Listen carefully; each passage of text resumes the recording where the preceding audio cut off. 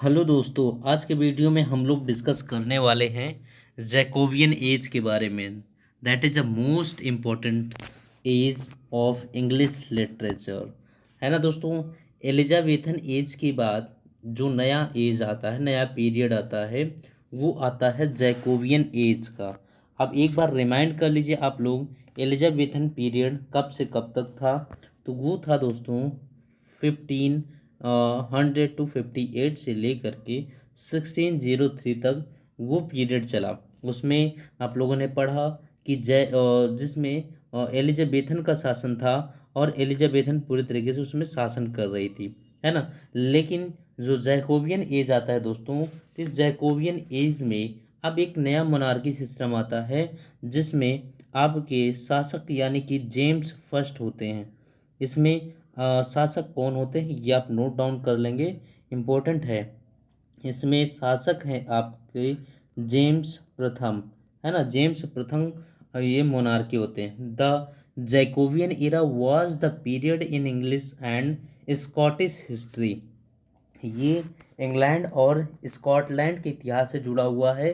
That coincides with reign of James six. ध्यान रखना दोस्तों। अब यहाँ पर बात जेम्स सिक्स की बात करेंगे। ये जो जेम्स फर्स्ट हैं, यही जेम्स सिक्स भी थे, है ना। जेम्स सिक्स जो है इंग्लैंड के थे, है ना। तो यहाँ पर बात ध्यान समझना, ये सिक्स लिखना था, यहाँ पर हम सिक्स ज़रा लिख देते हैं, ज़्यादा ध्यान रखेंगे। ये जेम्स सिक्स होना चाहिए, यहाँ पर आप लोग नोट कर लीजिएगा इसको। जेम्स सिक्स है ना यहाँ पर, ठीक। यही जेम्स फर्स्ट ही कौन है, जेम्स सिक्स भी हैं ऑफ स्कॉटलैंड, है ना। ध्यान रखना दोस्तों, ये जेम्स सिक्स थे, स्कॉटलैंड के शासक थे, है ना। अब यहाँ पर इनको इंग्लैंड बुला दिया गया और इंग्लैंड ये 1603 में क्राउन पर आ गए। क्राउन यानी कि इन्होंने अपना सिंहासन संभाल लिया 1603 में, ठीक है ना दोस्तों। तो जेम्स सिक्स जो हैं ये स्कॉटलैंड में शासक रहते थे। शासक जेम्स सिक्स नाम से थे स्कॉटलैंड में। लेकिन जब एलिजाबेथन पीरियड समाप्त हुआ, है ना, तो इसमें आपका नया मोनार्की सिस्टम आया, जिसके जो है क्राउन कौन हुए, वो आपके जेम्स फर्स्ट हुए। याद रहेगा, ठीक है ना दोस्तों। चलिए अब यहाँ पर देखिए, यहाँ पर इन्हीं के शासनकाल में, यानी कि जो जैकोबियन एज है वो चला कब से कब तक है, वो 1603 से 1625 तक चला है ना। ध्यान रखना दोस्तों, 1603 से 1625 तक चला ये पीरियड, जैकोबियन पीरियड। याद रहेगा। William Shakespeare greatest tragedies and dramatic romances publish in that period. यानी कि इस पीरियड में विलियम शेक्सपियर के जो ग्रेटेस्ट ट्रेजेडी और ड्रामेटिक रोमांसेस हैं वो पब्लिश हुए हैं इस पीरियड में। अब जैसे कि मैं आपको बता दूं, ग्रेटेस्ट ट्रेजेडी कौन सी है विलियम शेक्सपियर की। विलियम शेक्सपियर की जो ग्रेटेस्ट ट्रेजेडी है, जिसमें आपको याद रखना होगा, उसको याद रखने हैं HOKM, इस नाम से याद रखते हैं। एच मीन्स होता है हैमलेट, और के ओ मीन्स होता है ओथेलो, ओथेलो, और के मीन्स होता है किंग लियर, किंग लियर, और किंग लियर, और आपका यम मीन्स होता है मैकबेथ, मैकबेथ। ये विलियम शेक्सपियर की 4 ग्रेट ट्रेजेडीज होती है, जो कि पब्लिश होती है इस पीरियड में, है ना। ध्यान रखेंगे दोस्तों, ये कंटेम्प्रेरी पीरियड है इंग्लिश लिटरेचर में। यानी कि इंग्लिश में विलियम शेक्सपियर का जो कैरियर है और जैकोबियन एज का कैरियर है, ये लगभग अमूमन 7 साल चलने वाला है। इसमें ध्यान रखेंगे, ठीक है ना दोस्तों। क्लियर हुआ। चलो अब इस पीरियड के सबसे जो बेहतरीन ऑथर हैं और उनका नाम ले लेते हैं, आप लोग नोट डाउन कर लीजिएगा कौन कौन है। जॉन बेवेस्टर हैं, जॉन मार्स्टन है, थॉमस मिडल्टन है, जॉर्ज चैम्पमैन है। ये ध्यान रखना, ये all the terror of tragedy but little of its pity, ये आपके पॉपुलर हैं, है ना। Place of John Webster, John Marston, Thomas Middleton, George Chapman, all the terror of tragedy है। ये ट्रेजेडी के एकदम टेरर हैं। लेकिन जो पॉपुलर ऑथर्स हैं इस पीरियड के वो कौन कौन से हैं? पॉपुलर ऑथर्स, पॉपुलर ऑथर हैं इस पीरियड के, मैं आप लोगों को बता दूं थोड़ा सा। चलिए मैं आपको यहाँ बता देता हूँ दोस्तों, ध्यान सुनेंगे। जो आपके पॉपुलर ऑथर हैं इस पीरियड के वो हैं फ्रांसिस बैकन। नोट डाउन कर लीजिएगा, फ्रांसिस बैकन है, फ्रांसिस बैकन, है ना, फ्रांसिस बैकन। दूसरे हैं जॉन डन, जॉन डन, है ना, जॉन डन। तीसरे हैं John Fletcher, John Fletcher, John Fletcher, ठीक है ना। चौथे हैं दोस्तों, इनको नोट करके लिख लीजिएगा, जो चौथे हैं वो हैं जॉन बेवेस्टर, जॉन बेवेस्टर, बेवेस्टर, है ना। ये इस पीरियड के मोस्ट इंपॉर्टेंट प्लेयर हैं, आथर हैं। जॉर्ज चैंपमैन, जॉर्ज चैंपमैन, ये पीरियड के सबसे इम्पोर्टेंट ऑथर हैं। इनको समरी आप इनको लर्न कर, George Chapman. Now is that clear? समझ में आ गया दोस्तों? अब हम लोग डिस्कस कर लेते हैं जैकोबियन एज के बारे में। समझ में आ गया यहाँ तक जो समरी है? चलो, तो ये जेम्स फर्स्ट का शासनकाल है। The term Jacobean is often use for distinctive style of Jacobean architecture, Jacobean architecture, ठीक है ना। चलो नेक्स्ट चलते हैं। क्लियर बातें यहाँ समझ में आ रही है? सबको समझ में आ रही कि नहीं आ रही है? चलिए, अब इसमें क्या होता है, अब इसमें used for distinctive style, distinctive style जैसे जैकोबियन आर्किटेक्चर चल रहा था, विजुअल आर्ट चल रहे थे, है ना, डेकोरेटिव आर्ट चल रहे थे, literature which characterize this period, इसमें visual arts, decorative arts and character Jacobean architecture इस पीरियड में चल रहे थे। Now is it clear? समझ में आया? चलो, अब इस literature many themes pattern verse carried over from this preceding Elizabethan age era, यानी कि एलिजाबेथन एरा के कई पैटर्न को आगे बढ़ाया गया इस पीरियड में, है ना। जैसे कि इसे तो रिच तो किसके द्वारा बढ़ाया गया? रिच लोगों के द्वारा बढ़ाया गया।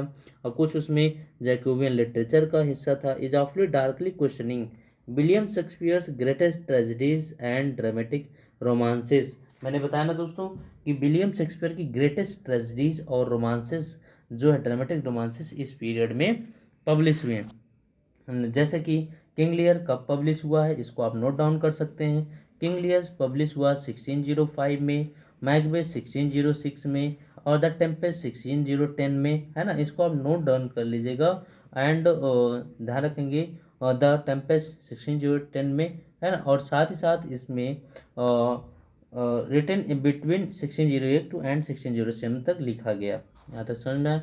Other Jacobean dramatic writers become preoccupied with the problem of evils, the play of Jacobean Webster, है ना। इसको ये क्या है? अदर जैकोबियन ड्रामेटिक हैं, ये ड्रामेटिक हैं।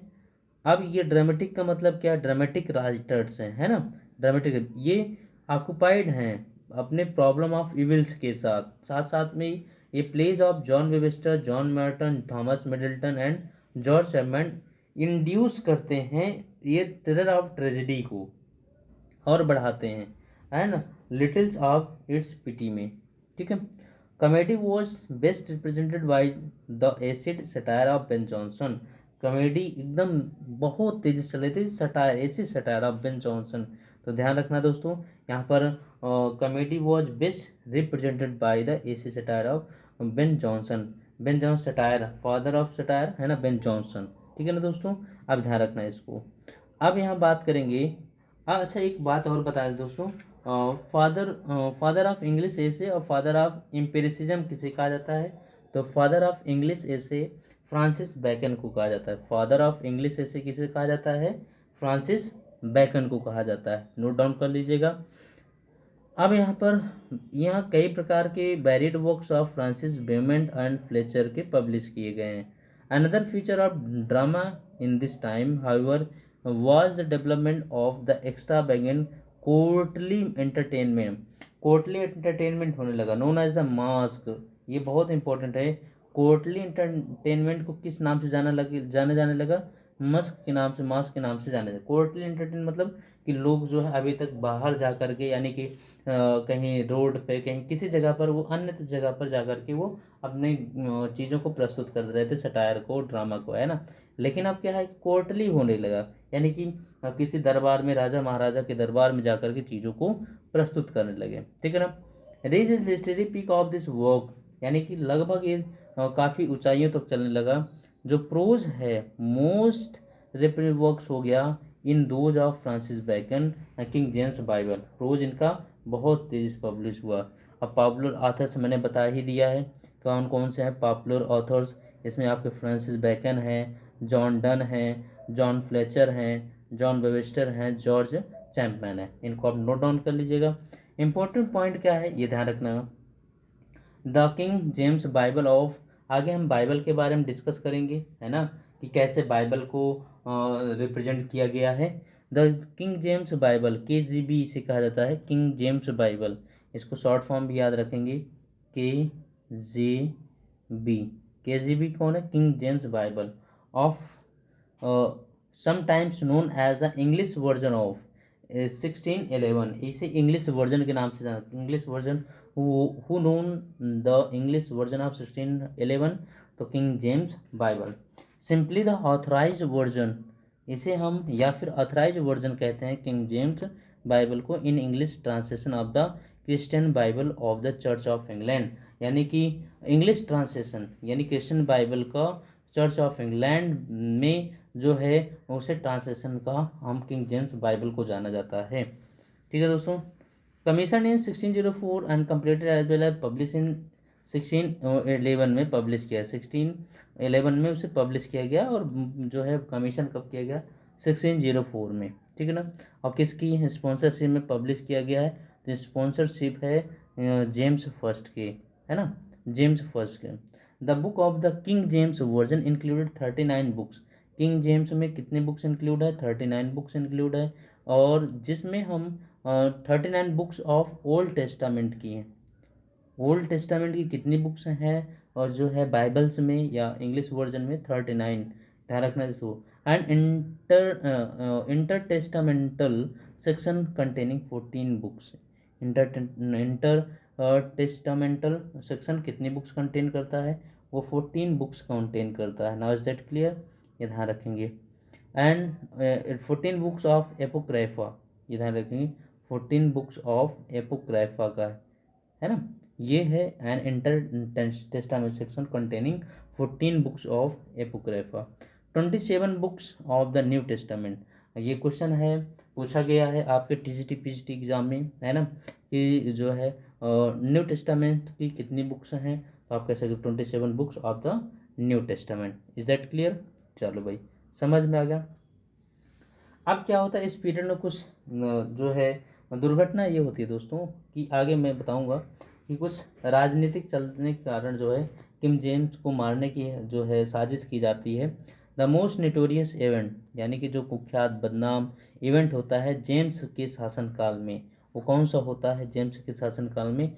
5 नवंबर 1605 को क्या होता है, एक ग्रुप ऑफ कैथोलिक यानी चर्च के बीच में, जैसे होता क्या है दोस्तों कि जो कैथोलिक लोग, जो चर्च लोगों का ग्रुप था, कि वो जो है इस चीज़ का विरोध कर रहे थे कि अब जो ड्रामा था, फिक्शन था, है ना, जो लोग पब्लिश कर रहे थे, ओपन सब कुछ होता स्टेज पर होने लगा, जैसे मास कहते थे, सब स्टेज पर होने लगा था, तो इसी का लोग विरोध कर रहे थे, है ना, कि अब ये क्यों ओपनली होने लगा है। तो कैथोलिक सिस्टम इसका विरोध करता था, तो इसके अगेंस्ट हो गया था जेम्स के, है ना।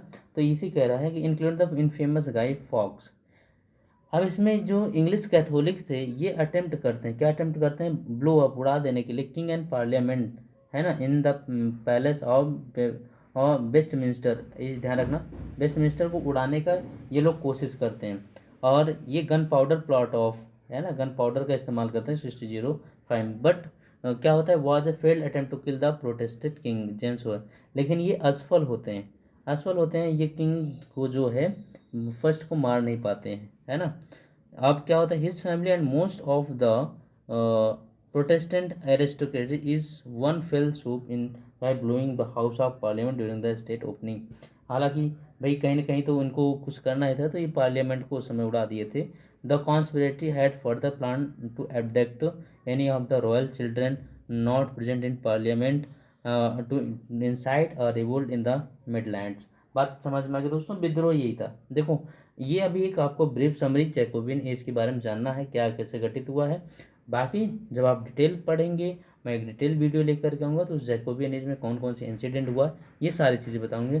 क्यों जो है किंग जेम्स फर्स्ट को मारने की कोशिश की गई है ना, तो ये सारी चीज़ें मैं वहाँ पर डिस्क्राइब करूँगा। समझ में आ गया दोस्तों, क्लियर हुआ यहाँ तक?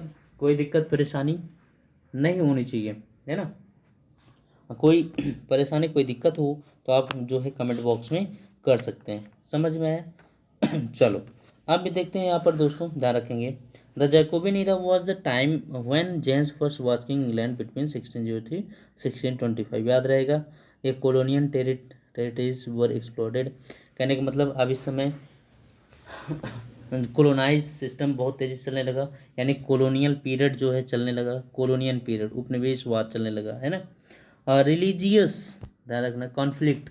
यहाँ पर रिलीजियस मैंने बताया ना कि कैथोलिक के बीच में कॉन्फ्लिक्ट होने लगा, रिलीजियस कॉन्फ्लिक्ट होने लगा यहाँ पर, रिलीजियस कॉन्फ्लिक्ट होने लगा, इसीलिए उनको मारने की कोशिश की गई जेम्स फर्स्ट को। Religious conflict that subsided in the Elizabethan age revived किया गया इन दिस पीरियड में। Protestant were divided into 3 sect. ये जो प्रोटेस्टेंट थे ये 3 सेक्टर में डिवाइड हो गए। कैसे? मैं आपको इन तीनों सेक्टर के बारे में बताता हूँ, कौन कौन से सेक्टर हैं डिवाइड। ये पहला सेक्टर डिवाइड होता है एंग्लिकन्स में, है ना, एंग्लिकन्स में डिवाइड होते हैं। और जो दूसरा पीरियड होता है वो आपका प्रेस्बाइटेरियंस में होता है, PRESBYTERIANS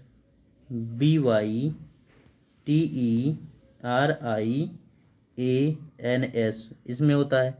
और तीसरा ये प्यूरिटन्स में, PURITANS, है ना। प्यूरिटन्स वही कैथोलिक सिस्टम था, है ना। एंग्लिकन जो एंग्लो नॉर्मन थे, यानी कि जो आपके इंग्लैंड के थे, है ना।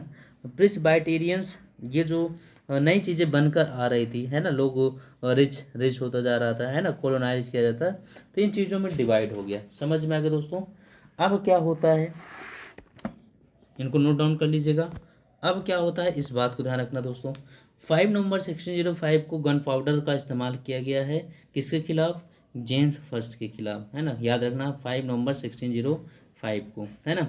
अब इग्नो Jones who created elaborate scenery and costumes for court theatre productions is considered the father of modern stagecraft. अब मेजर राइटर्स आपने नोट कर लिया है ना। मेजर आथर आपने नोट कर लिया है। मेजर ऑथर्स को आपने नोट किया, कौन कौन से बताया हमने।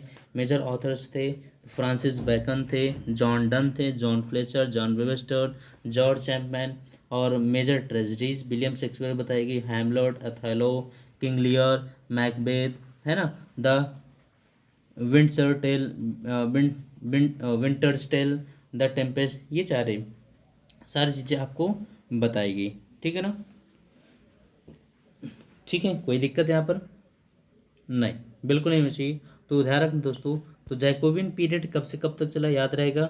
अच्छा, एक जो इम्पोर्टेंट बात ये बता देते हैं दोस्तों, अब जो जॉन डन है, अब ध्यान रखना, जो जॉन डन है, अब इसमें थोड़े से और इंटरेस्टिंग स्टोरी है कि किंग जेम्स जो है, इनका बाइबल जो है ये कब पब्लिश होता है? 1611 में।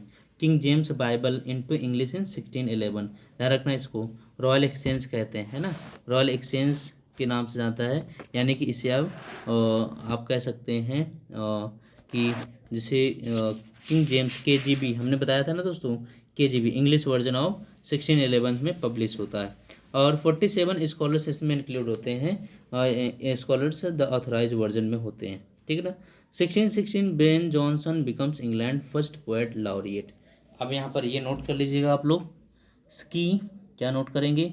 1616 में बेन जॉनसन